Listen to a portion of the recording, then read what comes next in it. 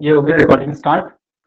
आज के क्लास में हम लोग क्या पढ़ने वाले हैं? तो आज की क्लास में हम लोग पढ़ने वाले हैं सैग एंड टेंशन।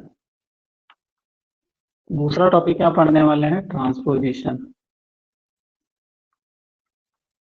ट्रांसपोजिशन। अच्छा, ज्यादा छोटा लिख देते हैं क्या हम? नहीं सर, ठीक है। कोई दिक्कत नहीं होता है ना तुम लोग को ये सब पढ़ने में?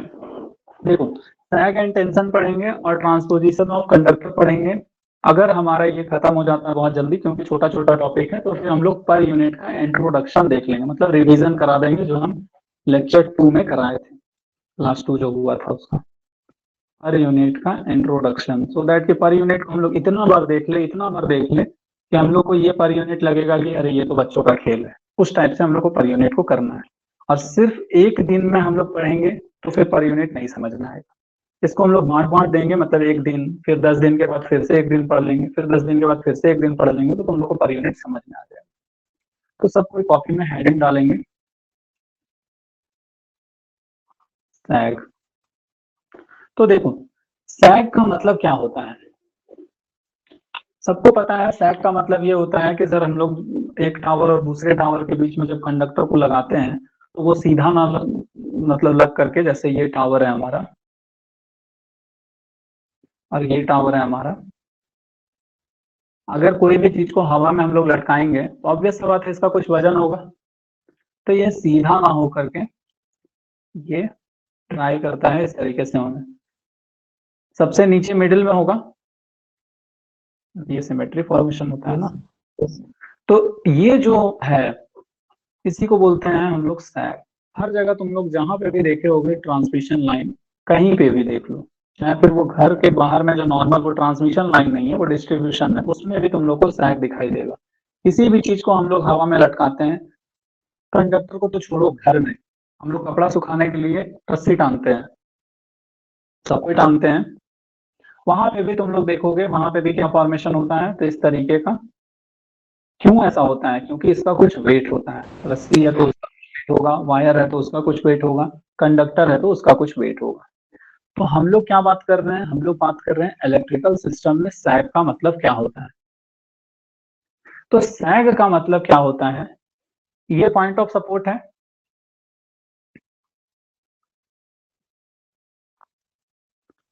अब यहाँ पे पॉइंट ऑफ सपोर्ट का दो केस बनता है, या तो ये दोनों सेम हाइट पे होंगे, ऑब्वियस सा बात है, अगर प्लेन है तो मतलब ग्राउंड अगर है तो सेम प्लेन पे होंगे, मतलब सेम हाइट पे होंगे, या फिर ये ऊंचा हो सकता है या फिर ये नीचा हो सकता है। इसी तरीके से दो केस बनेगा।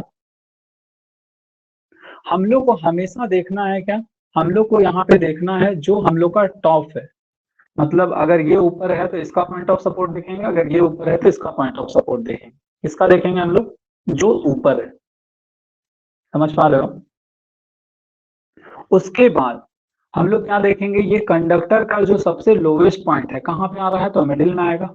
यहाँ से ऐसे एक डॉटेड लाइन खींचेंगे और यहाँ से भी एक डॉटेड लाइन। ये जो डिस्टेंस है इसी को बोला जाता है सैग।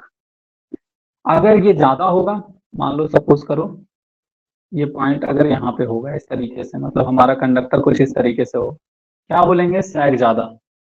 अगर डिस्टेंस कम होगा तो क्या बोलेंगे? सैग कम। सिंपल सा बात है। अब एक मिनट के लिए हम लोग इलेक्ट्रिकल सिस्टम से हट जाते हैं, हम लोग कपड़ा सुखाने वाले कंसेप्ट पे आते हैं, सो दैट तुम लोग अब सैग तो समझ लिए हम लोग, अब यहाँ पे हम लोग समझ लेते हैं टेंशन क्या होता है। देखो, एक यहाँ पे हम लोग घर के बाहर में एक पोल या फिर पेड़, जहाँ पे भी हम लोग मतलब एक साइड में और दूसरे साइड में यहाँ पे पूरा टाइट हम लोग यहाँ पे रस्सी बांध दिए पूरा टाइट। अब हम लोग कोई भारी, अभी ठंड का टाइम है, सबके पास रजाई वगैरह है, हम लोग उसको धूप में जा करके सेक, मतलब जो भी है धूप मतलब देते हैं उसमें, उसमें यहाँ पे हम लोग जो है टांग दिए। एक दिन टांगे, 2 दिन टांगे, 3 दिन टांगे, उसके बाद हम लोग को फाइनली क्या दिखाई देता है? हमारा ये जो वायर है वो कुछ इस तरीके से हो जाता है। ऐसे ही होता है। Yes sir. फिर और कुछ दिन के बाद वो ऐसा कंडीशन हो जाता है कि वो बहुत डाउन हो जाता है। ऐसे ही होता है ना। इसका मतलब क्या है? पहले जब ये पूरा टाइट था तब इसको अगर कोई हल्का सा यहाँ पे जंप करता तो वो एक रबर बैंड की तरह फिक्स होता, जितना नीचे उतना ऊपर, वो पूरा फिक्स रहता। इसको हम लोग खींचते तो हमारा पोल इधर उधर होता, मतलब वो क्या है, हाई टेंशन है। हाई टेंशन कहने का मतलब इस वायर में दोनों साइड से तनाव बहुत ज्यादा है, समझ पा रहे हो, इधर से भी और इधर से भी। बट जैसे ही ये वायर थोड़ा सा ढीला पड़ता है, टेंशन थोड़ा कम होता है, और ढीला पड़ता है टेंशन कम होता है। इसी के लिए जब तुम लोग देखोगे स्टार्टिंग में जब हम लोग रस्सी बांधते हैं तो तुम लोग देखोगे पोल जो है कैसा हो जाता है, पोल हल्का सा इधर झुका हुआ टाइप से हो जाता है, हल्का सा इधर झुका हुआ टाइप से, मतलब खींचते हैं हम लोग बहुत ज्यादा, क्योंकि जितना टाइट हो सके उतना टाइट बांधते हैं ना हम लोग तो रस्सी। समझ पा रहे हो कि नहीं? मतलब हम लोग इतना स्ट्रेच कर देते हैं कि टेंशन बहुत ज्यादा हम लोग वहां पे लेते हैं। टेंशन ज्यादा होगा तो क्या होगा, सैग कम होगा। अब धीरे धीरे क्या होता है, इसमें जो है ये पुल अपनी जगह में आ जाता है और हमारा कंडक्टर इस तरीके से मतलब काफी रिलैक्स मोड में हो जाता है। कहने का मतलब इसका टेंशन जो है अब वो कम हो गया, टेंशन कम हो गया, सैग बढ़ गया। समझ पाए सैग और टेंशन के बीच में रिलेशन? अब ये था हमारा। अब हम लोग आते हैं इलेक्ट्रिकल जिंदगी में। देखो इलेक्ट्रिकल जिंदगी में कुछ डेफिनेशन वगैरह भी लिखते हैं हम लोग यहाँ पे। सैग का मतलब क्या होता है? सैग का मतलब होता है, ये एक तरह का डिस्टेंस है ना, यहाँ से यहाँ तक मीटर में स्केल में हम लोग नापेंगे कि हाँ ये कितना मीटर हो गया, 2 मीटर हो गया, 1 मीटर हो गया, तो वो सैग हो गया। उसके बेसिस पे ये एक तरह का डिस्टेंस है, इसी के लिए लिखते हैं sag is the distance between, point of support है ये, या फिर पॉइंट ऑफ अटैचमेंट, कुछ भी बोल सकते हैं ना। यहाँ पे कंडक्टर अटैच हो रहा है ना, between point of attachment of conductor, कहाँ पे है ये, टावर में है, ऑन टावर एंड, ये पॉइंट तो बता दिया। और दूसरा पॉइंट क्या है, ये वाला, ये कैसा पॉइंट है, लोवेस्ट पॉइंट इसका, कंडक्टर का, and lowest point of the, या फिर on the conductor, on the conductor. समझ पाए सैग का definition? Sag is the distance between, distance है किसके किसके बीच में, point of attachment of the conductor on the tower, tower में जहां पे अटैच हो रहा है वहां पे डिस्टेंस, वहां से वर्टिकल डिस्टेंस है। यहाँ पे एक वर्ड ऐड कर दो, वर्टिकल डिस्टेंस, ठीक है। Sag is the vertical distance between point of attachment of conductor on tower and lowest point on the conductor, ठीक है। अब ये बताओ सैग अच्छा है कि खराब है? सैग होना चाहिए कि नहीं होना चाहिए? होना चाहिए सर, होना चाहिए। कितने लोग बोलते हैं सैग होना चाहिए? होना चाहिए, बस ज्यादा नहीं होना चाहिए। बिल्कुल ज्यादा नहीं होना चाहिए। मतलब हम लोग यहाँ पे एक हम स्टेटमेंट लिख रहे हैं, एक हम स्टेटमेंट लिख रहे हैं, इसको तुम लोग बताना कि ये सही है गलत है क्या है, ठीक है। हम लोग सैग को इंटेंशनली प्रोवाइड करते हैं। क्यों इंटेंशनली प्रोवाइड करते हैं? क्योंकि हमारा जो मतलब जो सीजन है वो कभी तो विंटर है, कभी तो समर है, कभी तो रेनी सीजन है। इसका मतलब क्या है कि रेजिस्टेंस, वायर क्या, वायर का क्या होता है, रेजिस्टेंस होता है, और ये तो टाइम का फंक्शन होता है ना, सॉरी टेम्परेचर का फंक्शन होता है ना, टेम्परेचर कोफिशिएंट। टेम्परेचर बढ़ेगा रेजिस्टेंस का वैल्यू बढ़ जाएगा, टेम्परेचर घटेगा रेजिस्टेंस का वैल्यू घट जाएगा। ये फॉर्मूला देखे हो ना, R at t is equals to R at R not 1 minus t, इस टाइप से जो फॉर्मूला आता है, जो हम लोग फिजिक्स में पढ़ते हैं, टाइम के साथ फंक्शन। सॉरी अल्फा टी, यहाँ पे अल्फा टी है, वेयर अल्फा इज क्या, कोफिशिएंट ऑफ टेम्परेचर रेजिस्टेंस का। ये देखा फॉर्मूला लग रहा है तुम लोगों को? Yes sir. Yes sir. Yes sir. ये सब हम लोग इसी के लिए पढ़ते हैं उस टाइम पे, सो दैट के अभी हम लोग का काम थोड़ा सा आसान हो जाए। इसका मतलब हम लोग को क्या समझ आया, रेजिस्टेंस जो है टेम्परेचर के हिसाब से चेंज होता है।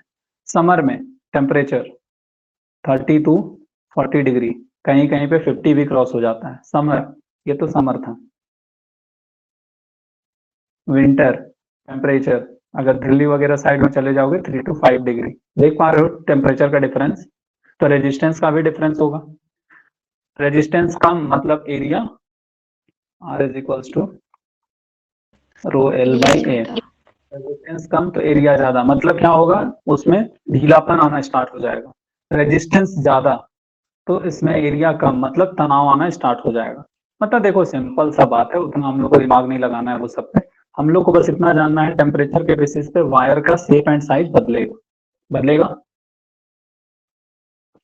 यस यस अब हम यहाँ पे एक पॉइंट लिख रहे हैं, देखो sag is intentionally, हम लोग जानबूझ करके देते हैं, intentionally provided to meet environment condition,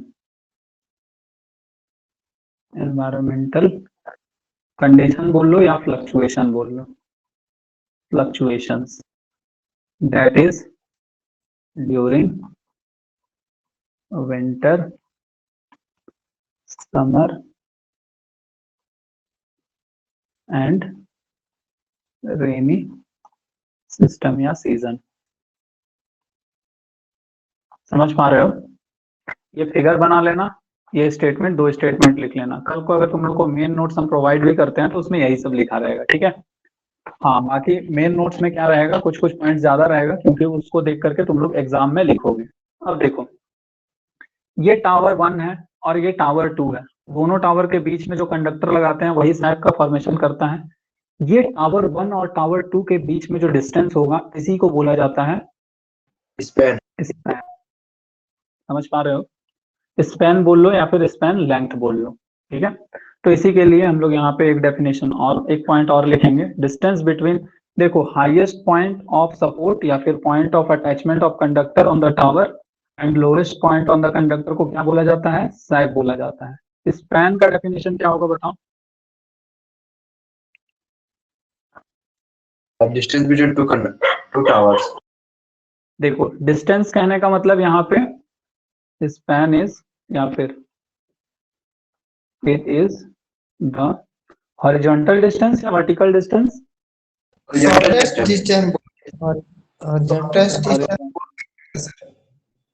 horizontal distance, shortest वगैरह यूज नहीं करेंगे हम लोग इसमें। Horizontal distance between two consecutive क्यों बोल रहे हैं, एक के बाद दूसरा। कंसेक्यूटिव नंबर्स मतलब 1 2 3 4 होता है ना, इसी के लिए कंसेक्यूटिव। यस सर, लगातार। It is the horizontal distance between two consecutive poles. समझ पा रहे हो? और सैग का डेफिनेशन क्या हुआ, it is the vertical distance. Vertical मतलब यहाँ पे, सर यहाँ से यहाँ तक भी तो वर्टिकल डिस्टेंस है, सर यहाँ से यहाँ भी तो वर्टिकल डिस्टेंस है, हम यहाँ से यहाँ तक ही क्यों ले रहे हैं? तो इसी के लिए सैग इज द वर्टिकल के पहले एक वर्ड और लगा सकते हो, मैक्सिमम वर्टिकल डिस्टेंस। समझ पा रहे हो? Yes sir. अब देखो, सर अब अगर हम लोग दो हाँ, टावर है और माने दोनों का टावर का हाइट एक का ज्यादा एक का कम है, तो सैग किस तो टावर से लेंगे? हाईएस्ट पॉइंट ऑफ सपोर्ट, हमेशा हाईएस्ट पॉइंट ऑफ सपोर्ट से लेंगे, क्योंकि हाईएस्ट पॉइंट ऑफ सपोर्ट से मिनिमम पॉइंट से हम लोग को उसी का वैल्यू ज्यादा होगा ना, हमेशा हम लोग ज्यादा वाले को लेकर के कैलकुलेशन करते हैं, ठीक है। अब देखो इसमें तुम लोग अगर निराली बुक है तुम लोग के पास, तो निराली बुक में तुम लोग यहाँ पे एक टेबल बना हुआ है, spans for different types of support, वो तुम लोग वहां से कॉपी कर लेना, हम यहाँ पे लिख दे रहे हैं स्पैन्स फॉर, क्योंकि ये आएगा क्वेश्चन। सैग एंड जो टेंशन है ये क्वेश्चन तुम लोग को शॉर्ट में आए लिखने या फिर लॉन्ग में आए, क्योंकि ये क्वेश्चन इंपॉर्टेंट है, ठीक है। तो क्वेश्चन में आएगा तो सिर्फ डेफिनेशन लिख करके तो छोड़ नहीं सकते हैं ना, क्योंकि हम लोग को तो कहानी भरना है वहां पे। क्वेश्चन में ये नहीं पूछेगा स्पैन का लेंथ कितना होता है सैग में, लेकिन हम लोग को एज बढ़ाने के लिए या फिर कंटेंट बढ़ाने के लिए हम लोग को ये सब भी लिखना जरूरी होता है। और ये सब थ्योरेटिकल डाटा है, तो इसको याद नहीं भी रखोगे तो कुछ एक रेंज याद रख लेना कि इतने से इतना, जरूरी नहीं है इतना ही लिखोगे तभी मार्क्स मिलेगा, थोड़ा सा ऊपर नीचे भी करोगे तो भी मार्क्स मिल जाएगा। हम लोग को याद क्या रखना है, तो हम लोग को सीरियल नंबर याद रखना है। पहला वुडन पोल, कितने लोग देखे हो वुडन पोल? अब तो सर वुडन पोल दिखता ही नहीं, तो आउटडेटेड हो गया है। तो वुडन पोल वुडन क्या है, लकड़ी है, कमजोर होता है, Yes, sir. इसी के लिए हम Distance लोग कम ज्यादा दूर तो कर नहीं सकते हैं, इसी के लिए इसका डिस्टेंस क्या होगा, कम होगा। डिस्टेंस कम कितना होगा अभी हम लोग लिखेंगे। इसके बाद हम लोग क्या किए, स्टील का टेबुलर पोल्स, फिर हम लोग तीसरा आरसीसी पोल्स, फिर हम लोग का चौथा स्टील का टावर। हो सकता है तुम लोग को कंफ्यूजन होगा, वुडन पोल तो हम लोग सर देखे नहीं है, स्टील टेबुलर पोल क्या होता है तो गूगल में सर्च कर लेना, इसके इमेजेस देख लेना, तुम लोग को दिख जाएगा। बाकी आरसीसी ये हम लोग के घर के पास जो लगा होता है वो आरसीसी पोल है। स्टील टावर तुम लोग जो देखते हो ट्रांसमिशन लाइन में, वो स्टील टावर है, ठीक है। बाकी घर के पास में स्टील टेबुलर मतलब पोल भी लगा होता है, ठीक है। डिस्टेंस लिख लेते हैं रफली मीटर वाइज, हालांकि हमको तो यहाँ पे लग रहा है कि ये गलत दिया हुआ है डाटा, ठीक है, फिर भी 40 to 50 मीटर, इससे कम कर देना थोड़ा वैल्यू, 30 to 40 भी कर दोगे तो कोई दिक्कत नहीं है। 50 to 80 मीटर, 80 to 200 मीटर, और 100 to 300 की जगह में इसको 400 मीटर कर दो, ठीक है। ये बहुत दूर दूर तक होता है स्टील टावर जो होता है, ठीक है। अब देखो इंपॉर्टेंट पॉइंट क्या है यहाँ पे, स्नैक का जो समझने वाला है, ये जो शेप दिखाई देता है इसका स्पेशल एक नाम है। तुम लोग को कैसा दिखाई दे रहा है, ये कर्व शेप है ना, Parabola. Yes. पैराबोला की तरह, बट इसको हम लोग पैराबोला ना बोल करके इसको हम लोग नाम देते हैं, इसको हम लोग कैटिनरी नाम देते हैं। कैटिनरी शेप ये बनता है, समझ पा रहे हो। Catenary. समझना क्या है ये सब में, मतलब बस हम लोग को यहाँ पे पॉइंट लिख देना है कि नेक्स्ट पेज में यहाँ पे देखो, प्रैक्टिकल शेप और आइडियल शेप दो अलग अलग शेप होता है, ठीक है। सबसे पहला ideal shape of sag is, क्या नाम देंगे हम लोग, तो कैटिनरी। ये एसएससी जेई का बहुत फेवरेट क्वेश्चन है, इसी के लिए हम यहाँ पे लिखाते रहे तुम लोग को, बहुत बार ये क्वेश्चन आ चुका है, ये तुम लोग कोई भी कंपटीशन एग्जाम में जाओगे ये सब क्वेश्चन पूछता है। बट प्रैक्टिकल शेप कैसा है, practical shape is parabolic. But अगर क्वेश्चन में आ जाएगा कि बताओ सैग का शेप कैसा होता है, तो हम लोग देंगे ऑप्शन टिक करेंगे कैटिनरी, ठीक है। क्यों ऐसा होता है, कैटिनरी तो आइडियल शेप है, प्रैक्टिकली ये पैराबोलिक क्यों होता है, because distance between to support is very large, because distance between two support is very large as compared to sag, then shape becomes parabolic। देखो अब हम दोनों का शेप बना दे रहे हैं तुम लोग के सामने, ये हम लोग का पोल है, यहाँ पे गाड़ दिए पोल, ये हम लोग का यहाँ पे कैटिनरी शेप कैसा होता है, तो ये वी की तरह दिखाई देगा, समझ पा रहे हो, इस तरीके से वी की तरह, इसको हम लोग बोलेंगे कैटिनरी शेप। ये कहाँ पे दिखेगा, तो जहाँ पे डिस्टेंस दो पोल के बीच में, मतलब स्पैन का जो लेंथ होगा वो कम होगा। बट हम लोग स्पैन को इतना रखते हैं नेचुरली, जो हमारा रियल लाइफ में जो एग्जिस्ट करता है उसमें पोल काफी दूर दूर होता है, तो उसमें शेप जो होता है वो कुछ तुम लोग को इस तरीके से स्मूथ दिखाई देगा, ऐसे ही दिखाई देता है ना। Yes, sir. इसी के लिए हम लोग यहाँ पे इसको नाम देते हैं क्या, ये हम लोग का प्रैक्टिकल शेप है, और ये होता है पैराबोलिक। क्यों पैराबोलिक हो रहा है, क्योंकि यहाँ पे स्पैन का लेंथ, स्पैन लेंथ ज्यादा है, ठीक है। अब देखो हम एक बार डेरिवेशन कराएंगे, डेरिवेशन समझ आ गया तो ठीक है, नहीं समझ आया याद कर लेना, ठीक है। डेरिवेशन में ज्यादा हम लोग दिमाग नहीं लगाएंगे, पहले हम डायरेक्ट जो है फॉर्मूला को डेराइव कर मतलब फॉर्मूला को लिख दे रहे हैं। सैग का जो फॉर्मूला है जो कि एग्जाम में आता है, इसका फॉर्मूला होता है WL² by 8T, where W क्या है, weight of conductor per unit length, ठीक है। L क्या है हमारा, तो डिस्टेंस बिटवीन टू सपोर्ट मतलब स्पैन, या फिर डिस्टेंस बिटवीन टू सपोर्ट। और यहाँ पे क्या दिख रहा है, T दिख रहा है। T क्या है हमारा, tension acting on the conductor. अब देखो ये तुम लोग को क्लियर है, यस सर। अब सैग हम लोग को जरूरी है।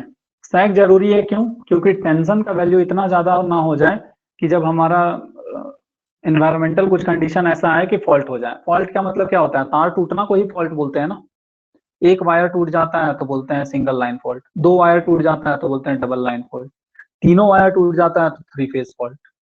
फॉल्ट में तुम लोग देखोगे फॉल्ट बहुत इजी है, फॉल्ट को अननेसेसरी का हम लोग टफ बना देते हैं। तुम लोग फॉल्ट जब पढ़ोगे तो तुम लोग को ऐसा फील होगा अच्छा ये था क्या फॉल्ट। अभी हम लोग सैग पे हैं, फॉल्ट ना हो इसके लिए हम लोग सैग प्रोवाइड करते हैं। सैग प्रोवाइड करने से क्या होता है, टेंशन का वैल्यू थोड़ा सा कम हो जाता है। इसी के लिए यहाँ पे एक पॉइंट लिखेंगे,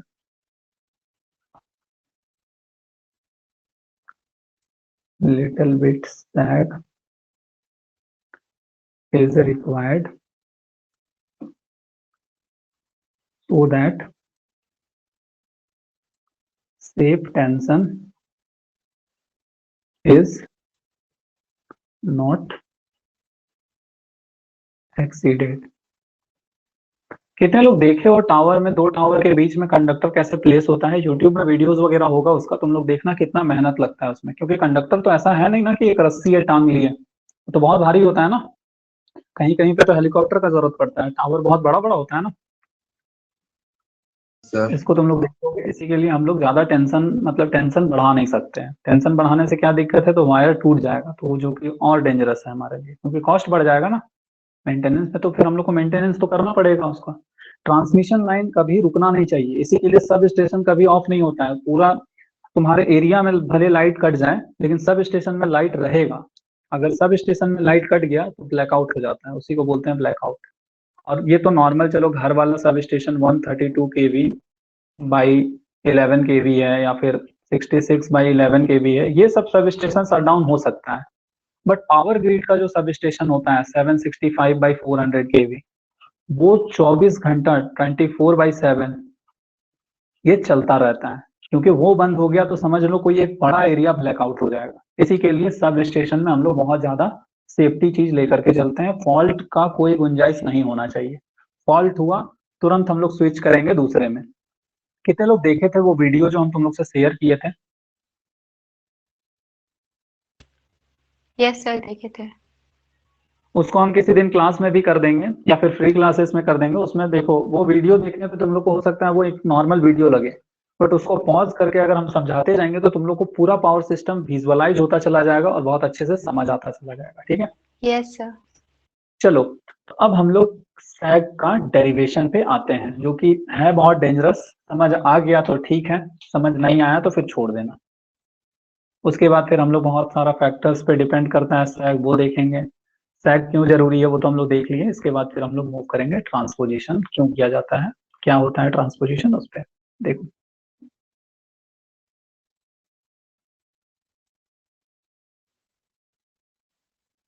अच्छा हम लोग ज्यादा फास्ट चल रहे हैं क्या? सर सही है। No sir. ठीक है ना स्पीड? एक्चुअली ये सिमेट्री है जैसा दिखेगा, ठीक है। सबसे लोएस्ट पॉइंट ये है, इसका नाम दे दो O।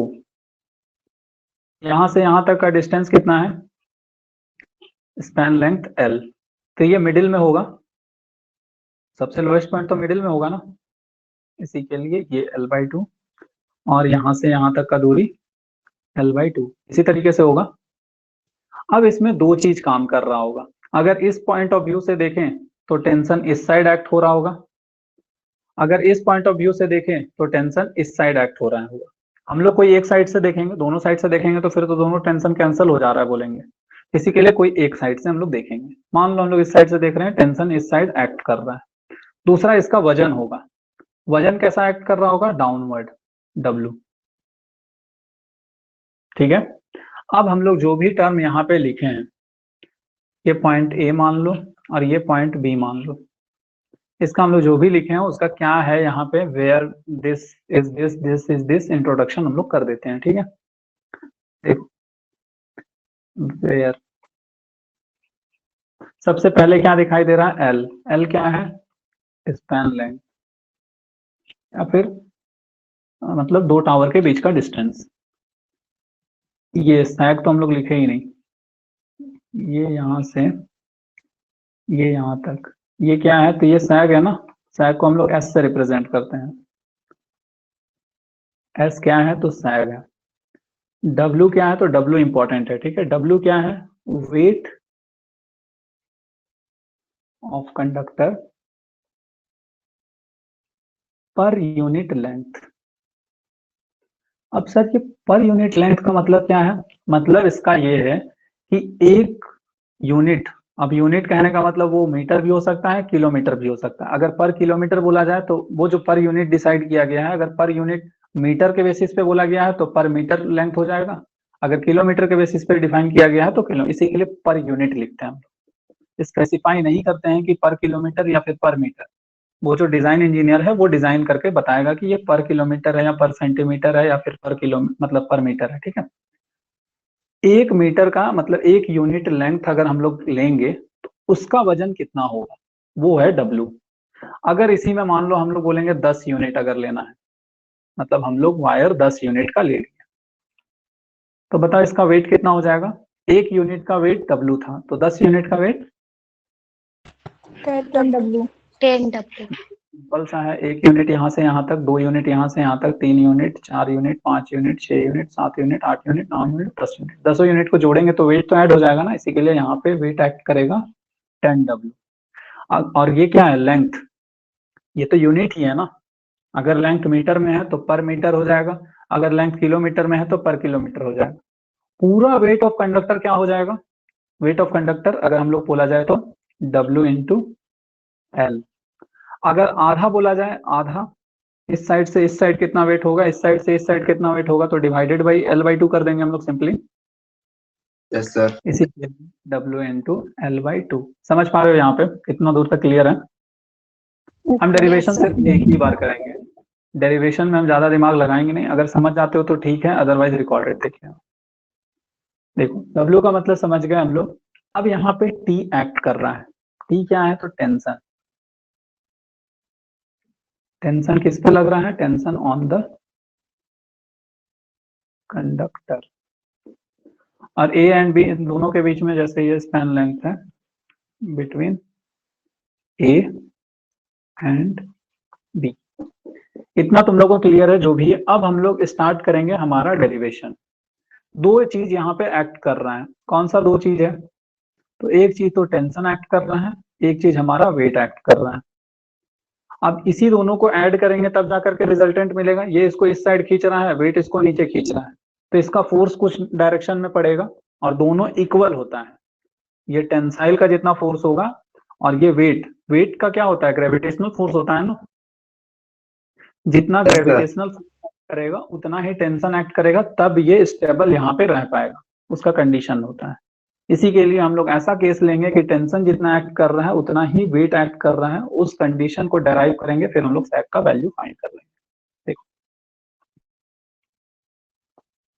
यहाँ पे कितने फोर्स एक्ट कर रहे हैं, एक टेंसाइल फोर्स और दूसरा ग्रेविटेशनल फोर्स। वेट क्या है, ग्रेविटेशनल फोर्स है ना। Yes sir. हम लोग यहाँ पे लिखेंगे here two forces are acting. कौन सा टू फोर्सेस? तो पहला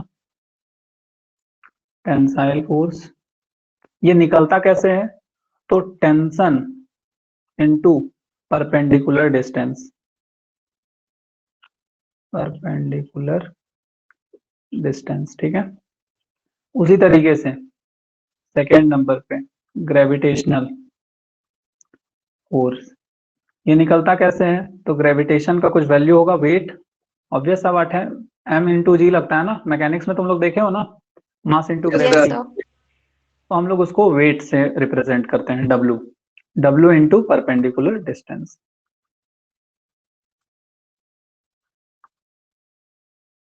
इसको हम लोग टॉर्क नाम देते हैं। वेट एक फोर्स है ना, gravitational force, force into perpendicular distance torque होता है, ठीक है। तो यहाँ पे टॉर्क हम वर्ड यूज नहीं कर रहे हैं ताकि तुम लोग कंफ्यूज ना हो, बट इनडायरेक्टली ये फोर्स मतलब टॉर्क का बात हो रहा है, मतलब खिंचाव, किधर खिंचाव ज्यादा है किधर कम है। तो फाइनली स्टेडी स्टेट में हम लोग को देखना है, तो इधर जितना खिंचाव है उतना ही इधर भी होगा और डाउनवर्ड में भी उतना हो, तब जाकर के ये रुका रहता है। अदरवाइज ये हिलते रहेगा ना, अगर ये ज्यादा खींचेगा तो ये उधर चला जाएगा, फिर ये ज्यादा खींचेगा उधर चला, वेट ज्यादा खींचेगा तो वायर तो हिलते रहेगा ना। बट वायर हिलता है क्या? वो तो स्टेडी स्टेट में रुका होता है ना। इसी के लिए हम लोग मान करके चलते हैं जितना टेंसाइल फोर्स या टेंशन के चलते जितना फोर्स प्रोड्यूस हो रहा है, ग्रेविटी के चलते जितना हो रहा है, दोनों इक्वल है, इसी के लिए दोनों स्टेबल है, ठीक है। अब देखो, इसको हम कॉपी कर लेते हैं, एक्चुअली ये बहुत खिचमिच हो गया इसमें। यहाँ पे हम लोग फिर से बनाते हैं, ठीक है।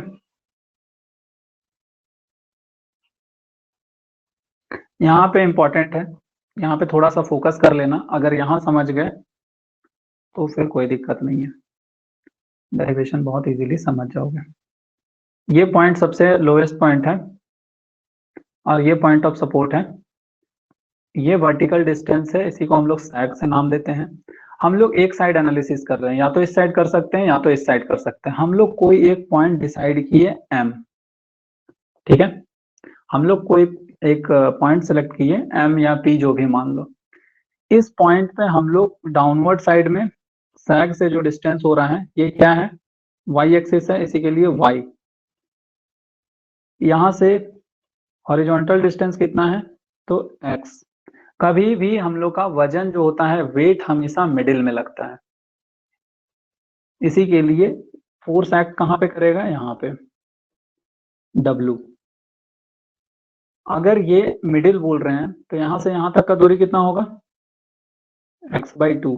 यहां से यहां तक का दूरी कितना होगा? x/2। सर ये x क्यों ले रहे हैं, y क्यों ले रहे हैं? तो y इसलिए ले रहे हैं कि y हम लोग अभी डेराइव कर रहे हैं, y जब s के इक्वल हो जाएगा तो वो सैग कहलाएगा। अभी y है, इसी के लिए उसको हम लोग y बोलेंगे। जब y इक्वल हो जाएगा s के तो फिर उसको हम लोग सैग बोलेंगे। उसी तरीके से x, हम लोग लोएस्ट पॉइंट से एक रैंडम सा पॉइंट डिसाइड किए और उसको बोले कि x दूरी में है। अगर x is equal to L/2 हो जाएगा तो फिर वो क्या हो जाएगा? स्पैन का लेंथ हो जाएगा, मतलब ऑब्वियस सा बात है, आधा। और जितना इधर एक्ट कर रहा है उतना ही उधर भी एक्ट कर रहा है, समझ पा रहे हो? इसी के लिए हम लोग जनरलाइज करने के लिए x और y लेकर के सॉल्व करते हैं। फिर x का जब y का मैक्सिमम वैल्यू s हो जाएगा, x का मैक्सिमम वैल्यू L/2 हो जाएगा, क्योंकि ये तो आधा, इधर जाएंगे हम लोग, x का वैल्यू यहाँ से स्टार्ट करेंगे तो कितना जा सकते हैं? L/2 ही जा सकते हैं ना। तो x का मैक्सिमम वैल्यू Yes, sir. कितना? L/2। यहाँ से y L/2. स्टार्ट हुआ है, y का मैक्सिमम वैल्यू s। तो जब y का वैल्यू s होगा उस टाइम पे x का वैल्यू कितना होगा? L/2 होगा। ये बात तुम लोग को समझ आया? Yes, sir. Yes, sir. चलो, इतना समझ गए तो अब कोई दिक्कत नहीं होगा हम लोग को डेरिवेशन करने में। इसको हम सिंपली कॉपी कर लेते हैं।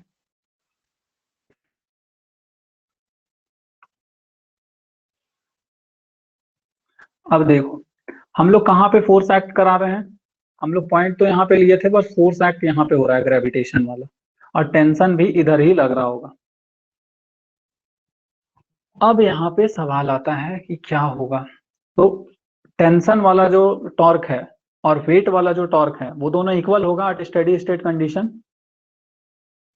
इसी के लिए हम लोग टेंशन T इंटू कितना डिस्टेंस है? ये हाइट। X/2. हाँ, इसमें हम लोग y/2 नहीं करते हैं, इसमें हम लोग y ही रखते हैं, क्योंकि इस पॉइंट में इधर टेंशन, ग्रेविटी में ना आधा हो जाता है, जैसे ये 2 पॉइंट है। अगर हम लोग बोलेंगे कहाँ पे ग्रेविटी लग रहा है, तो हम लोग ये दोनों का मिडिल में। अगर बोलेंगे कि ये दोनों पॉइंट के बीच में, मतलब कहाँ लग रहा है, तो ये दोनों के पॉइंट के बीच में। उसी तरीके से लोवेस्ट पॉइंट और ये पॉइंट डिसाइड किया हम लोग, उसके बीच में कहाँ पे लगेगा ग्रेविटेशनल, तो दोनों के मिडिल में, इसी के लिए इसमें। बट इस पॉइंट में हम लोग सारा चीज कैलकुलेट कर रहे हैं ना, इसी को जनरलाइज करते हुए यहाँ ले जाएंगे तो y बन जाएगा sag और x बन जाएगा L/2। इसी के लिए हम लोग t इंटू वाई, कितना कंडक्टर लगा है यहाँ पे, वेट अगर लग रहा होगा तो यहाँ से यहाँ तक का दूरी कितना है, x/2, और वेट पर यूनिट लेंथ है। देखो यहाँ पे हम लोग कहाँ देखे थे, इसको मिटा दिए थे ना। 1 यूनिट में अगर w वेट है तो x/2 ये 1 यूनिट है। अगर x/2 यूनिट में कितना वेट लगेगा, w इंटू x/2 इतना ही लगेगा। इसलिए w इंटू x/2 ये वेट लग रहा है, ठीक है। ये टॉर्क लग रहा था, torque into perpendicular distance y, weight into perpendicular distance. Perpendicular distance कितना है, तो यहाँ पे हम लोग कैलकुलेट कर रहे हैं सारा चीज।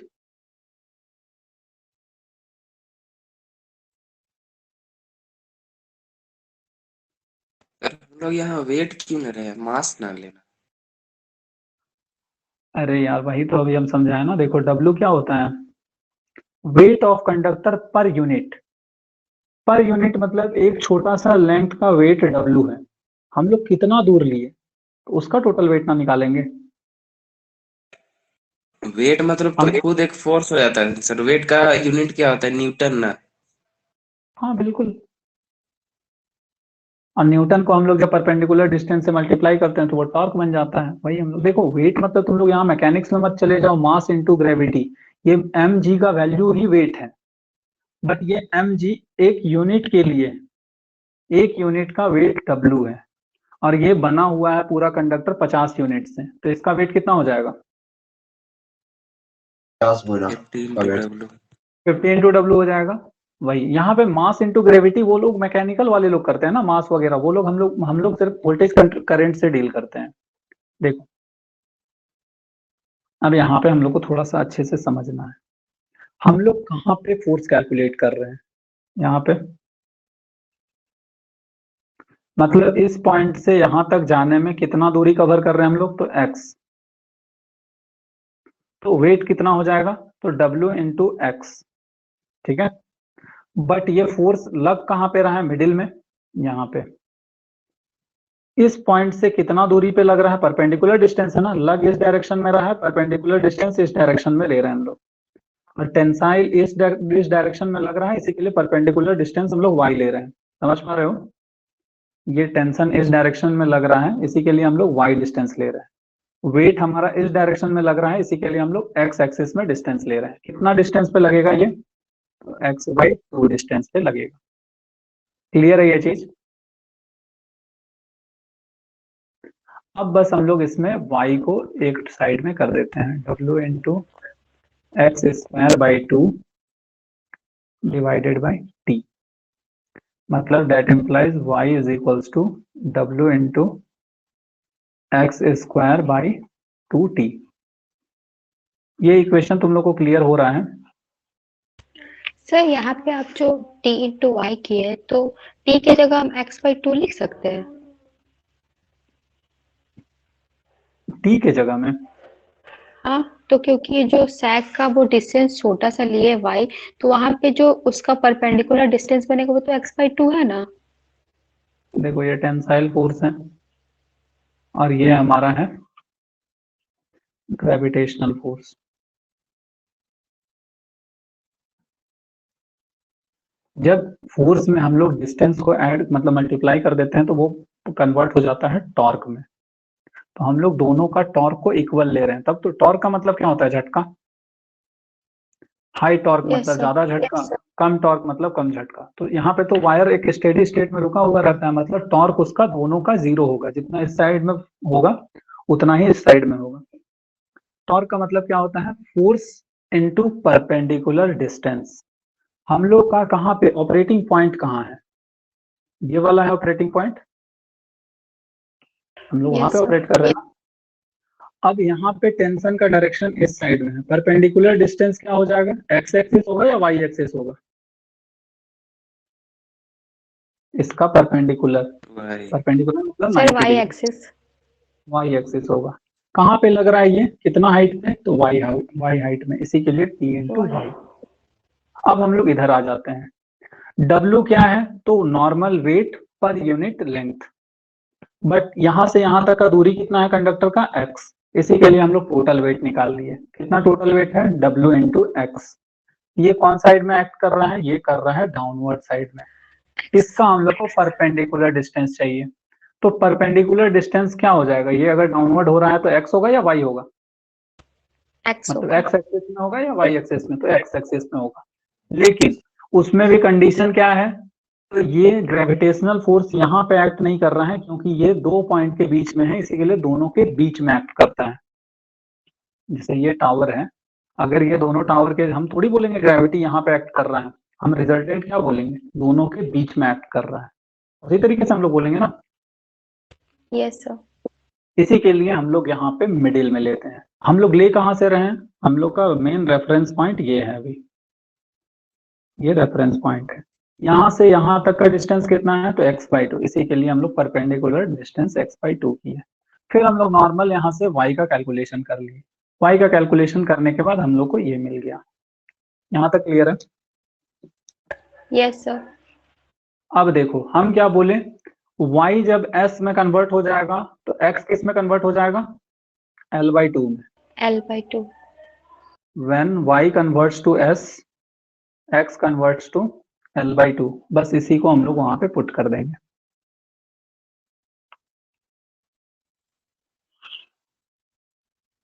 क्या लिखे हम, when y को अगर हम लोग s बोलेंगे तो x का डिस्टेंस क्या हो जाएगा, L/2, L/2. बढ़ते जाएगा ना, यहाँ से हम लोग इधर बढ़ते जाएंगे, मतलब y बढ़ते जा रहा है, y यहाँ पे हो जाएगा sec के इक्वल, तो यहाँ से L/2 है ना ये, तो x हम लोग लिए Yes, थे, sir. यहाँ से यहाँ तक का दूरी x था, ये बढ़ते बढ़ते बढ़ते बढ़ते यहाँ पे L/2 हो गया। बस हम लोग वो फॉर्मूला को यहाँ पे पुट करेंगे, तो हम लोग को क्या मिल जाएगा finally, that implies sec s is equals to weight W into x के जगह में क्या हो जाएगा, L/2 का whole square divided by 2 into t, that implies s is equals to W into L square divided by 8t। ये हो जाता है डेरिवेशन। डेरिवेशन कभी नहीं पूछेगा एग्जाम में, सिर्फ पूछेगा कि क्या होता है सैग और किस किस फैक्टर पे वो अफेक्ट करता है। अब तुम लोग हेडिंग दोगे, फैक्टर्स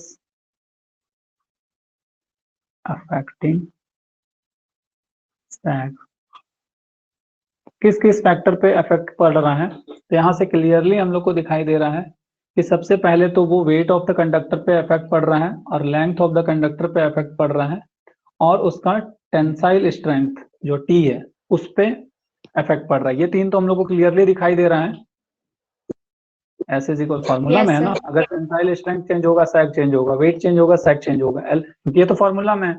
तो सबसे पहले जो फॉर्मूला में है उसको हम लोग यहाँ पे लिखेंगे, सबसे पहले W, सेकेंड में L, थर्ड में T। W क्या है, वेट ऑफ कंडक्टर,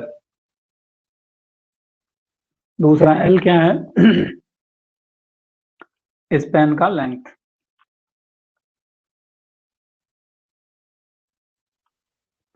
T क्या है, टेंसाइल स्ट्रेंथ। ये सब चीज पे डिपेंड कर रहा है। इसके अलावा फोर्थ पॉइंट क्या हो सकता है, और तो ये एनवायरमेंटल कंडीशन, समर विंटर रेनी, मतलब टेम्परेचर, ये डिपेंड कर रहा है टेम्परेचर पे। पांचवा बताओ, अगर मान लो सपोज करो मतलब बर्फीला एरिया में है तो वहां पे हम लोग का आइस आ जाएगा, आइस उसमें जम जाएगा, ठंड के दिन में अगर रखोगे कुर्सी वगैरह रहता है तो तुम लोग देखोगे उसमें पानी जम जाता है। अगर उसी जगह हम लोग कश्मीर वगैरह में या फिर ठंड वगैरह जगह में चले जाएंगे तो उसके ऊपर आइस का एक लेयर जम जाएगा। समझ पा रहे हो, आइस का लेयर जमना मतलब क्या होता है, इनडायरेक्टली वो क्या हो रहा है, वेट को बढ़ा दे रहा है ना। Yes sir. इनडायरेक्टली उसको हम लोग वेट में रखेंगे, बट ठीक है अलग से भी लिख लेते हैं। Formation of ice. फिर सर 6 आइस पॉइंट वाला क्या जगह है? में सैग ज्यादा रखना होगा। देखो सिंपल सा बात है, W अगर बढ़ेगा तो सैग बढ़ेगा, सैग बढ़ेगा टेंसाइल स्ट्रेंथ कम होगा। ठीक है, तो हम लोग को इस तरीके से रखना है कि मतलब सैग हम लोग को वहां पे कम रखना है, क्योंकि आइस आएगा तो सैग तो ज्यादा हो जाएगा ना। S is equals to WL² / 8T होता है। जैसे जैसे वेट बढ़ेगा सैग का वैल्यू बढ़ेगा। हम लोग को सैग कांस्टेंट चाहिए, सैग का वैल्यू बिल्कुल भी नहीं हिलना चाहिए। तो अब देखो वेट बढ़ रहा है, आइस आने से क्या हुआ, वेट बढ़ गया ना, वेट बढ़ रहा है, सैग उतना ही चाहिए, लेंथ हम लोग चेंज कर नहीं रहे हैं, तो टेंशन बढ़ेगा। समझ पा रहे हो? मतलब वायर में खिंचाव बढ़ जाएगा, उससे फॉल्ट होने का चांसेस जो है बहुत ज्यादा हो जाएगा। इसी के लिए हम लोग जहाँ पे फॉर्मेशन ऑफ आइस होगा वहां पे हम लोग इंटेंशनली सैग को थोड़ा सा ज्यादा रखते हैं। ऐसा नहीं बोलेंगे कि आइस आने पे हम लोग सैग बढ़ा दिए, हम लोग वहां पे इंटेंशनली सैग को, अगर हम लोग sag is equals to 1 metre हम लोग नॉर्मली रख रहे थे, तो वहां पे intentionally sag is equals to 1.5 metre रखेंगे। क्यों ऐसा रखेंगे? क्योंकि टेंशन जो है वो बढ़ना नहीं चाहिए। अरे नॉर्मल हम लोग को डे टू डे लाइफ में भी अगर टेंशन बढ़ जाएगा तो हम लोग पागल नहीं हो जाएंगे? उसी तरीके से कंडक्टर भी है, उसमें टेंशन कभी ज्यादा नहीं होना चाहिए। और हम लोग को यहाँ से एक चीज तो क्लियर दिख गया, अगर वेट और लेंथ अगर कांस्टेंट है, वेट तो कांस्टेंट है ना, sag is inversely proportional to tension. Tension ज्यादा सैग कम, सैग कम टेंशन ज्यादा। समझ पा रहे हो? इससे भी तुम लोग कहानी लिख सकते हो एग्जाम हॉल में। फॉर्मेशन ऑफ आइस हो गया। तीसरा, हवा चलेगा। हवा चलेगा तो भी तो हम लोग का इफेक्ट पड़ेगा ना टेंशन पे।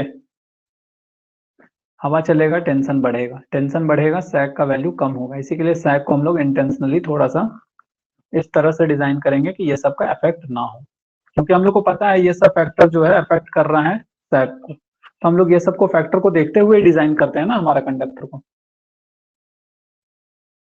या फिर हम लोग जो दो टावर के बीच में कितना दूरी है क्या है, तो हम लोग डिजाइन करते हैं ना। ऐसा तो है नहीं कि गाड़ देने के बाद वहां पे देखते हैं अच्छा ये दिक्कत आ रहा है, चलो अगला बार से ऐसे करेंगे, वैसा थोड़ी करते हैं हम लोग।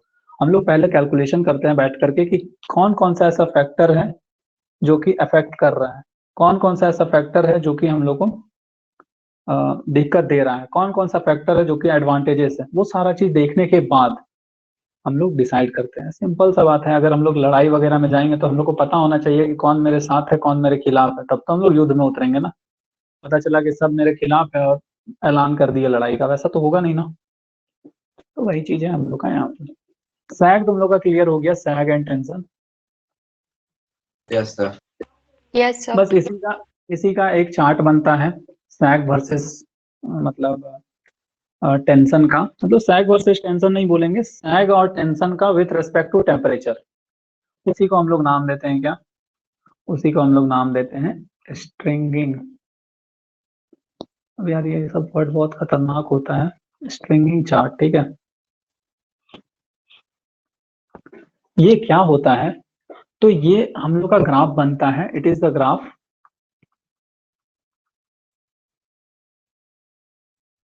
बिटवीन सैग या फिर टेंशन दोनों वर्सेस टेम्परेचर। टेम्परेचर वैरी होगा तो हमारा सैग कैसा वैरी करेगा, टेम्परेचर वैरी होगा तो हमारा टेंशन कैसा वैरी करेगा, वो हम लोग इस ग्राफ पे बनाते हैं। अब तुम लोग का सवाल ये होगा कि सर दोनों को हम लोग एक ही साथ में क्यों पढ़ते हैं? क्योंकि हम लोग को एक ऐसा पॉइंट मिलेगा जहां पे सैग और टेंशन दोनों का वैल्यू फिक्स होगा। हम लोग को उसी पॉइंट को सेलेक्ट करना रहता है जब हम लोग सैग डिजाइन करते हैं, कितना हाइट देना चाहिए क्या होना चाहिए उसको लेकर के। ठीक है, इसी के लिए हम लोग इस ग्राफ को पढ़ते हैं। कितने लोगों को समझ आ रहा है सच बताना, मतलब कि हाँ सर आप जो भी बताएं समझ रहे हैं? यस सर, समझ में आ रहा। Yes, sir. देखो वाई एक्सिस में क्या होगा, तो वाई एक्सिस में सैग या फिर टेंशन, और इस एक्सिस में एक्स एक्सिस में क्या हो जाएगा, तो टेम्परेचर। अब बताओ टेम्परेचर बढ़ेगा तो सैग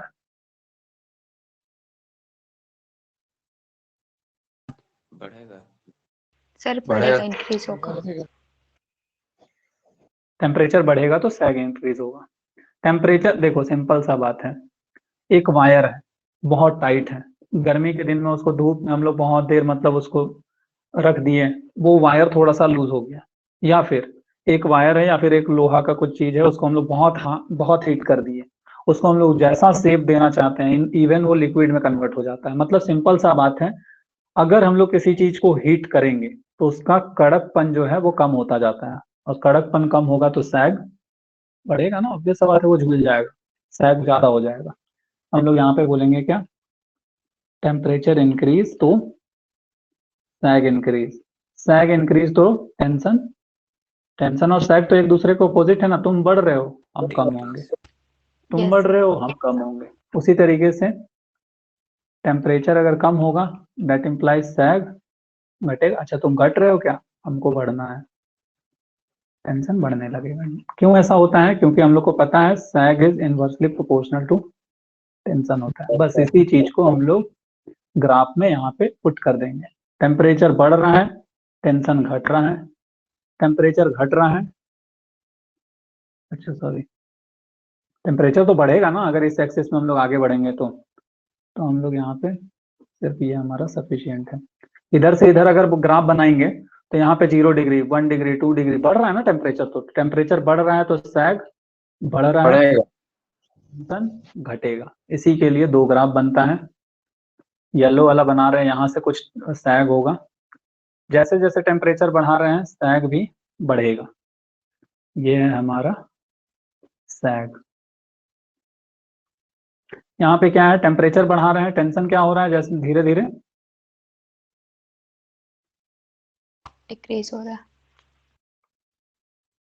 देख पा रहे हो, एक ऐसा पॉइंट है जिसमें एक ऐसा टेम्परेचर है जिसमें सैग और टेंशन का वैल्यू सेम है, हम लोग उसी पॉइंट को सिलेक्ट करते हैं, मतलब वो ऑप्टिमम होता है कि उतना टेम्परेचर में हम लोग सारा चीज को डिजाइन करते हैं। ठीक है, क्लियर हो रहा है।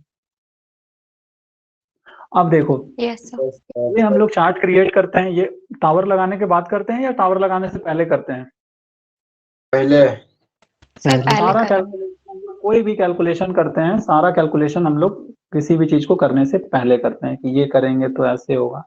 सिंपल सा बात है, अगर हम लोग को एक जगह से दूसरे जगह जाना है, जैसे तुम लोग हुई हो, घर से कॉलेज जाना है, तुम लोग पहले कैलकुलेट करोगे ना, डिस्टेंस इतना है 2 किलोमीटर है, हम पैदल जाएंगे, हमको लगेगा 15 मिनट, अगर हमको वहां 8 बजे पहुंचना है तो इसका मतलब हमको 7:45 से पहले घर से निकलना है, अगर हम 8 बजे घर से निकलेंगे तो घर हम वहाँ कॉलेज लेट पहुंचेंगे। ये कैलकुलेशन हम लोग पहले करते हैं ना, या पहुंचने के बाद सोचते हैं वहां पे हम ऐसे किए थे इसी के लिए ऐसा हुआ, वो तो नहीं करते हैं हम लोग, सारा कैलकुलेशन पहले करते हैं। इसी के लिए हम लोग यहाँ पे भी पावर सिस्टम में भी सारा कैलकुलेशन पहले करेंगे फिर हम लोग डिजाइन करेंगे। मतलब टावर अभी गड़ा नहीं है लेकिन हम लोग यहाँ पे कैलकुलेट कर रहे हैं कि टावर कितना कितना दूर में लगाना है, उसी मेथड को बोला जाता है, क्या बोला जाता है, किसी को पता है? उसको बोला जाता है सैग का टेम्पलेट। ज्यादा हो रहा है क्या, ये सब जरूरत नहीं है इतना, लेकिन एक फ्लो में चल रहा है इसी के लिए हम बताते बताते चले जा रहे हैं। ठीक है, ये क्या होता है, तो ये होता है इट इज द, ये एक ग्राफिकल रिप्रेजेंटेशन है या ग्राफिकल मेथड है जिससे हम लोग फाइंड कर पाते हैं कि कितना कितना दूर में टावर को लगाना है। ठीक है, तो डेफिनेशन पॉइंट ऑफ व्यू से ये सब एसएससी जेई या फिर कंपटीशन पॉइंट में आता है क्वेश्चन, इसी के लिए हम लिखा दे रहे हैं सो दैट कि तुम लोग को ये फ्यूचर में काम आए, क्योंकि नोट्स तुम लोग बनाओगे, वीडियो तुम लोग के पास रहेगा, तुम लोग के फ्यूचर रेफरेंस में ये जरूर काम देगा। क्या है, it is a graphical method to calculate the position of tower on ground। ठीक है, कहने का मतलब क्या है, it is used for tower footing, tower को हम लोग लगाते हैं, खड़ा करते हैं, उसको टावर फुटिंग बोला जाता है। ठीक है, कितना दूर क्या है कैसे है, तो कितना एक टावर और दूसरे टावर के बीच में कितना डिस्टेंस होगा, ये हम लोग का डिस्टेंस फाइंड करते हैं हम लोग किससे, बाय यूजिंग सैग टेम्पलेट। देखो स्पेलिंग पे मत जाना, फिर से बोल रहे हैं टेम्पलेट, ठीक है। और देखो इंजीनियर का स्पेलिंग वगैरह मैटर नहीं करता है, इंजीनियर का ये मैटर करता है कि उसका थॉट प्रोसेस कैसा है, ठीक है। बाकी तुम लोग को क्लियर हुआ सैग सारा चीज अच्छे से? Sir yes sir. देखो ये टाइम मतलब हमको लगा था ये बहुत जल्दी खत्म हो जाएगा, बट ये टाइम से ज्यादा ले लिया। हम लोग कवर करते हैं अब ट्रांसपोजिशन। ओवरलोड तो नहीं हो रहा है तुम लोग का? से खाना नहीं मिलेगा। चलो ठीक है, फिर ट्रांसपोजिशन को हम लोग अगले दिन के लिए, ट्रांसपोजिशन ऑफ कंडक्टर, हम 5 मिनट में इसको खत्म कर रहे हैं। मतलब पढ़ा करके खत्म नहीं कर रहे हैं, ओवरव्यू दे दे रहे हैं। नेक्स्ट क्लास में जब आएंगे तो हम लोग को इतना माहौल बनाने में टाइम ना लगे, ठीक है। Transposition of conductor. हाँ जिसको खाना वगैरह है तुम लोग खाना मतलब अपना देख लो, क्योंकि सर तो पढ़ा करके चले जाएंगे, फिर खाना नहीं मिलेगा तो मतलब तुम लोग फिर वही हो जाएगा कि सर के चलते खाना नहीं मिला, वो नहीं होना चाहिए, क्योंकि रिकॉर्डेड नहीं लेक्चर सर। तो मिल जाएगा ना। चलो देखो, ट्रांसपोजिशन ऑफ कंडक्टर। ट्रांसपोजिशन क्यों करते हैं, नाम में ही रखा गया है ट्रांस पोजीशन, मतलब हम लोग पोजीशन को बदलते हैं, ठीक है। क्या करते हैं, ट्रांसपोजिशन मतलब पोजीशन को हम लोग बदलते हैं। क्यों ऐसा जरूरत पड़ गया, क्या ऐसा कारण है कि ट्रांसपोजिशन करते हैं, वो हम तुम लोग को यहाँ पे शॉर्ट में कुछ कुछ पॉइंट्स लिखा दे रहे हैं, सो दैट कि तुम लोग को क्लियर हो जाए थियोरेटिकल पॉइंट।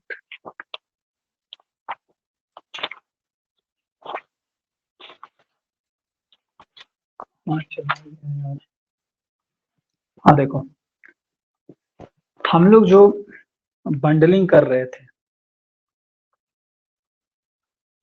बंडलिंग वो हमारा 2 टाइप का होता है। पहला होता है सिमेट्रिकल और दूसरा होता है एसिमेट्रिकल। अब सर ये सिमेट्रिकल का मतलब क्या है, एसिमेट्रिकल का मतलब क्या है? हम लोग 3 वायर अगर ले रहे हैं, मान लो एग्जांपल के लिए 1 वायर 2 वायर 3 वायर, 3 वायर, यहां से यहां तक का जितना दूरी है d, उसी तरीके से यहां तक का भी दूरी d, यहां से यहां तक का दूरी d। अगर तीनों वायर के बीच में आपस का डिस्टेंस अगर d है तो वैसा कंडीशन कैसा होगा, सिमेट्रिकल कंडीशन होगा। इसी के लिए तुम लोग देखे होंगे एक साइड में मैक्सिमम जगह 3 वायर ही जाता है, वो कॉन्फ़िगरेशन कैसा है, सिमेट्रिकल। बट इसके अलावा कोई भी कॉन्फ़िगरेशन ले लो, 1 2 3 या फिर 1 2 3 4 इस टाइप से, डिस्टेंस कभी इक्वल हो सकता है क्या? यहाँ से यहाँ तक का डिस्टेंस जो है d1, यहाँ से यहाँ तक का डिस्टेंस d2, बट यहाँ से यहाँ तक का तो डिस्टेंस d3 हो गया ना। हम लोग ये थोड़ी बोल सकते हैं d1 is equal to d2 is equal to d3, but यहाँ पे क्या d1 d2 d3, यहाँ तो बोल सकते हैं ना d1 is equal to d2 is equal to d3 is equal to d। इसी के लिए इसका नाम पड़ता है सिमेट्रिकल, मतलब सिमेट्री है। कहीं से उठा करके देखो ये सब बराबर दिखेगा, बट अगर यहाँ पे कोई बैठा हुआ है उसको इतना जितना दूर ये दिखेगा उतना ही दूर ये भी दिखेगा, चलो ठीक है। यहाँ पे जो बैठा हुआ यहाँ से यहाँ तक d2, यहाँ से वहां तक d1, मतलब d1 प्लस d2 d3, तो डिस्टेंस इधर उधर बहुत ज्यादा दिखेगा। अब डिस्टेंस इधर उधर दिखेगा, यहाँ पे भी बताओ, यहाँ से यहाँ तक का d, यहाँ से यहाँ तक का d, यहाँ से यहाँ तक का d, यहाँ से यहाँ तक का d, बट यहाँ से यहाँ तक तो निकालना पड़ेगा ना हम लोग को पाइथागोरस थ्योरम से, यहाँ से यहाँ भी निकालना पड़ेगा, तो इक्वल तो नहीं है ना डिस्टेंस, इसी के लिए ये भी अनसिमेट्रिकल हो गया। अब अनसिमेट्रिकल होने से क्या दिक्कत हो रहा है, या एसिमेट्रिकल होने से क्या दिक्कत हो रहा है, तो हमारा इंडक्टेंस कैलकुलेशन, इंडक्टेंस कैलकुलेशन, क्योंकि हम बताए हैं ट्रांसमिशन लाइन में इंडक्टेंस होता है, रेजिस्टेंस होता है, सारा चीज। रेजिस्टेंस तो सिंपली लेंथ से मल्टीप्लाई कर लिए, लेकिन इंडक्टेंस, इंडक्टेंस एक तुम लोग सुने होंगे, म्यूचुअल इंडक्शन तुम लोग पढ़े होंगे, म्यूचुअल इंडक्टेंस।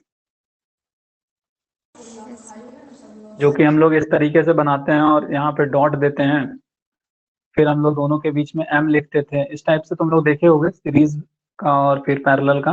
नेटवर्क थ्योरी में ये सब पढ़ना रहता है हम लोग, नेटवर्क थ्योरी में या फिर इलेक्ट्रिकल इंजीनियरिंग का जो मैग्नेटिक सर्किट है वहां पे। ठीक है, तो ये सब अगर नहीं पढ़े हो तो उतना लोड लेने का जरूरत नहीं है। सिंपल सा मतलब समझो, एक वायर का इफेक्ट दूसरे पे रहता है इंडक्टेंस कैलकुलेशन। इंडक्टेंस कैलकुलेशन का एक बेसिक सा फॉर्मूला होता है L is equals to mu not by 2 pi ln GMD by GMR। हम यहाँ पे समझाने नहीं जा रहे हैं, हम बस तुम लोग को ये बताने जा रहे हैं कि GMD का मतलब तो होता है, GM का मतलब तो ज्योमेट्रिक मीन होता है। और ज्योमेट्रिक मीन कैसे निकालते हैं? ABC। अगर इसका ज्योमेट्रिक मीन निकालना है तो root under A into B into C, ऐसे ही होता है ज्योमेट्रिक मीन। अरे देखो, ये भी तुम लोग को बताना पड़ेगा लग रहा है। 1,2 या फिर 5, ऐसे बताएं, ABC लिख देते हैं। ठीक है, अगर इसका हम लोग को अर्थमेटिक मीन निकालना है, अर्थमेटिक मीन, अर्थमेटिक मीन, तो ये कैसे निकलता है? सिंपली तीनों को ऐड कर दो, A plus B plus C divided by 3। ये हम लोग का अर्थमेटिक मीन निकल गया। बट ज्योमेट्रिक मीन अगर निकालना है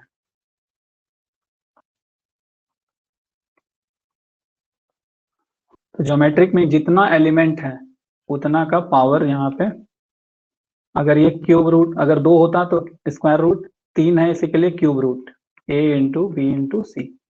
इस तरीके से हम लोग का ज्योमेट्रिक मीन निकलता है। क्लियर है? GM मतलब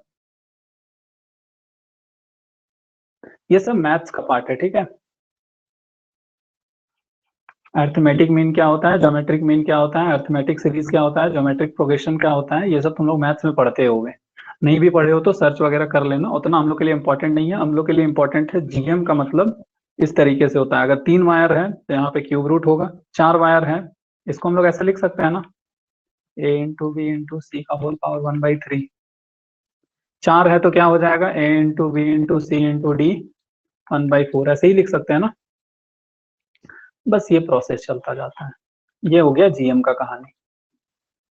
D का मतलब होता है डिस्टेंस, मतलब एक कंडक्टर का दूसरे कंडक्टर से कितना डिस्टेंस है, और R का मतलब होता है रेडियस, इसका रेडियस कितना है। ठीक है, अभी उतना डिटेल में हम लोग नहीं घुसेंगे, बस हम लोग को ये समझ में आ गया कि इंडक्टेंस का वैल्यू डिपेंड करता है लेंथ पे। ये तुम लोग को क्लियर हो गया। ये फॉर्मूला वगैरह पे बिल्कुल भी मत जाना तुम लोग, क्योंकि सारा चीज हम लोग डिप्लोमा में नहीं पढ़ सकते हैं ना। कुछ बीटेक में होता है, कुछ एमटेक में होता है, फिर फाइनली PhD में होता है, तब जाकर के हम लोग को सारा चीज समझ आता है। हम लोग को उतना नहीं घुसना है, बस हम लोग को यहाँ पे ये जानना है कि इंडक्टेंस का वैल्यू डिपेंड करता है लेंथ पे। क्लियर हो गया?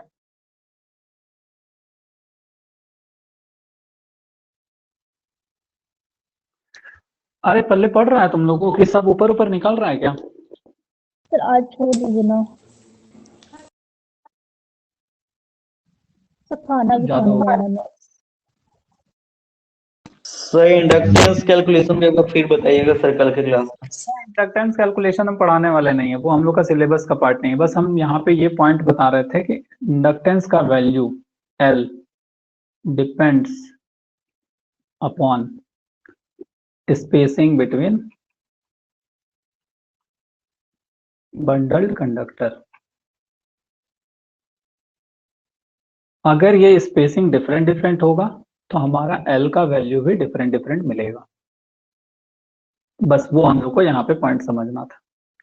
अगर ये डिफरेंट डिफरेंट मिलेगा तो क्या होगा, वो हम लोग देखेंगे जब हम लोग ट्रांसपोजिशन पढ़ेंगे। तो आज के क्लास को हम यही जगह रोक रहे हैं। तुम लोग का काम क्या है, तुम लोग को ये देख करके आना है नेक्स्ट क्लास में कि ज्योमेट्रिक मीन का मतलब क्या होता है, अर्थमेटिक मीन क्या होता है, अरिथमेटिक प्रोग्रेशन क्या होता है, ज्योमेट्रिक प्रोग्रेशन क्या होता है। ये सब बेसिक चीज है। कल को तुम लोग अगर D2D का एग्जाम दोगे, वहां पे एप्टीट्यूड तो आएगा ना एग्जाम में, वहां पे यही सब पूछा जाता है। फिर तुम लोग का ये रीजनिंग वगैरह आएगा, जैसे सीरीज मान लो 2 सॉरी 1 4 9, यहाँ पे क्या होगा, फिर यहाँ पे 36 रहेगा, यहाँ पे क्या होगा बताओ, यहाँ पे 25 मान लो, यहाँ पे 36 क्या होगा, यहाँ पे बताओ 16। कैसे पता चल रहा है? क्योंकि एक पैटर्न समझ में आया ना, ये 1 का स्क्वायर, ये 2 का स्क्वायर, ये 3 का स्क्वायर, ये 4 का स्क्वायर, ये 5 का स्क्वायर, ये 6 का स्क्वायर, ये पैटर्न समझ में आया। उसी तरीके से ज्योमेट्रिक प्रोग्रेशन एक पैटर्न है, अरिथमेटिक प्रोग्रेशन एक पैटर्न है। जैसे 2 + 2 करेंगे 4 होगा, +2 करेंगे 6 होगा, +2 करेंगे 8 होगा, +2 करेंगे 10 होगा। अगर दोनों के बीच में कांस्टेंट डिस्टेंस है, मतलब कांस्टेंट डिफरेंस है, उसको बोला जाता है, ये जो सीरीज है ये हमारा है अरिथमेटिक प्रोग्रेशन में। कहने का मतलब एपी में है। उसी तरीके से दूसरा 2 के बाद 4 के बाद 8 के बाद 16 के बाद 32, ये जो सीरीज है इसको बोला जाता है, ये जीपी में है, ज्योमेट्रिक प्रोग्रेशन में। ये सब एप्टीट्यूड का पार्ट है, मैथ्स का पार्ट है। यहाँ पे तुम लोग कैसे बता दिए कि सर यहाँ पे 16 होगा? कुछ लॉजिक दिखाए, ऐसे तो नहीं मन किया सर 16 बोलने का तो बोल दिए। उसी तरीके से यहाँ पे दो अलग अलग स्पेशल सीरीज होता है, एक ज्योमेट्रिक प्रोग्रेशन, एक अरिथमेटिक प्रोग्रेशन। अगर ज्योमेट्रिक मीन निकालना है तो कैसे निकालते हैं, अरिथमेटिक मीन निकालना है तो कैसे निकालते हैं, उसका फॉर्मूला यहाँ पे लिखा हुआ है।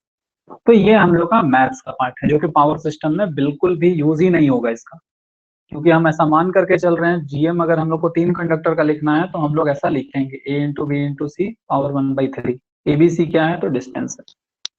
इंडक्टेंस कैलकुलेशन में दिमाग बिल्कुल भी नहीं लगाना है तुम लोग को, बस ट्रांसपोजिशन क्या होता है, तो ट्रांसपोजिशन करने का जरूरत हम लोग को सिमेट्रिकल में पड़ेगा या एसिमेट्रिकल में पड़ेगा, बस उतना बता दो। जहां पे इंडक्टेंस का वैल्यू चेंज होगा वहां पे हम लोग को ट्रांसपोजिशन करने का जरूरत पड़ता है।